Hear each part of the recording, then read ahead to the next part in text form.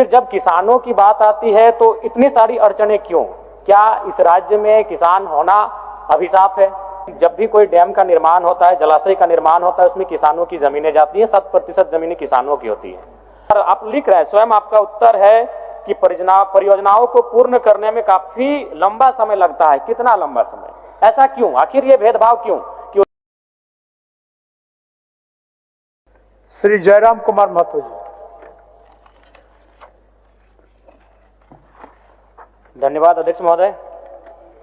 मेरे सवाल का विभाग की ओर से सवाल का उत्तर स्वीकारात्मक लिखा गया है, जिसमें मेरा सवाल था कि राज्य में किसानों को सिंचाई हेतु जो डैम बनाए गए हैं, तो इसको इन्होंने स्वीकार किया है कि किसानों की सिंचाई के लिए डैम बनाए गए हैं। तो मैं माननीय मंत्री से सीधा जानना चाहता हूं कि कोई भी एक पार्टिकुलर पंचायत का भी उदाहरण देकर वो बताएं कि जो डैम का निर्माण हुआ है उस पानी से उन गांवों में सिंचाई के माध्यम से किसान खेती कर पा रहे हैं।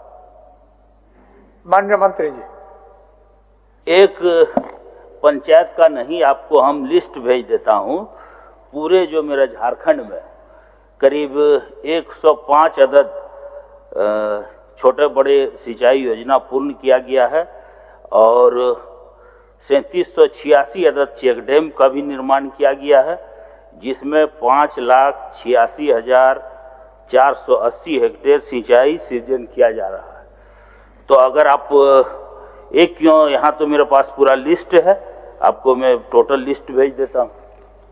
ठीक है, मैं लिस्ट तो ले लूंगा। दूसरी बात है, मेरा एक सवाल था जिसमें विभाग का उत्तर है कि विस्थापन, भूमि अधिग्रहण, वन भूमि बाधा उत्पन्न होने के कारण जो परियोजनाएं लंबित हैं उनको पूर्ण करने में समय लग रहा है। तो मैं मंत्री महोदय, मैं यह कहना चाहता हूं, अभी ठीक पहले माननीय सदस्य सविता महतो जी भी विस्थापन की बात कर रही थी, वो भी चांडिल डैम से संबंधित था।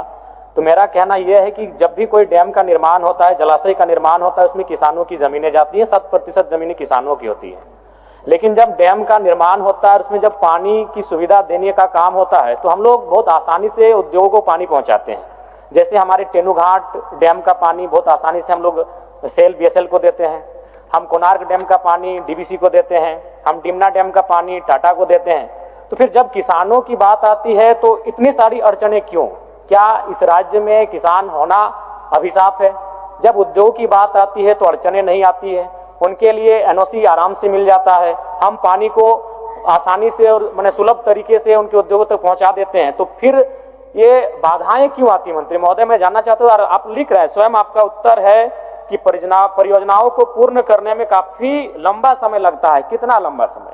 ऐसा क्यों? आखिर ये भेदभाव क्यों कि उद्योग को पानी देना हो तो आसानी से मिल जाता है और किसानों जिनके जमीनों पर उन जलाशयों का, डैमों का निर्माण हुआ है, उनको पानी देना होता है तो फिर आपका उत्तर होता है कि काफी लंबा समय लगता है। तो मैं जानना चाहता हूं, क्या आप इन जो लंबा समय लगता है उसको कम समय में, कम अवधि में पूरा करने पर विचार करते हैं?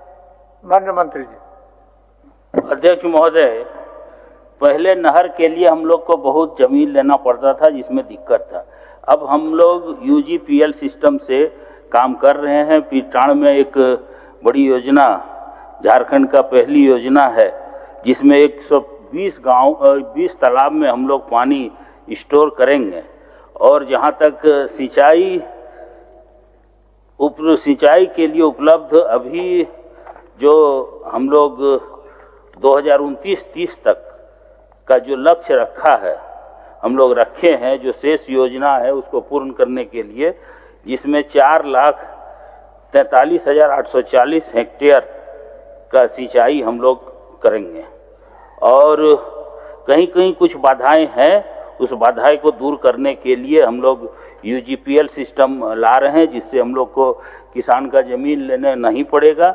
अंडरग्राउंड पाइपलाइन से हम लोग पानी किसान के खेत में पहुंचाने के काम करेंगे और उम्मीद है कि उनके भी क्षेत्र में जो काम चल रहे हैं वहां भी हम लोग सिंचाई के लिए खेत में पानी देंगे।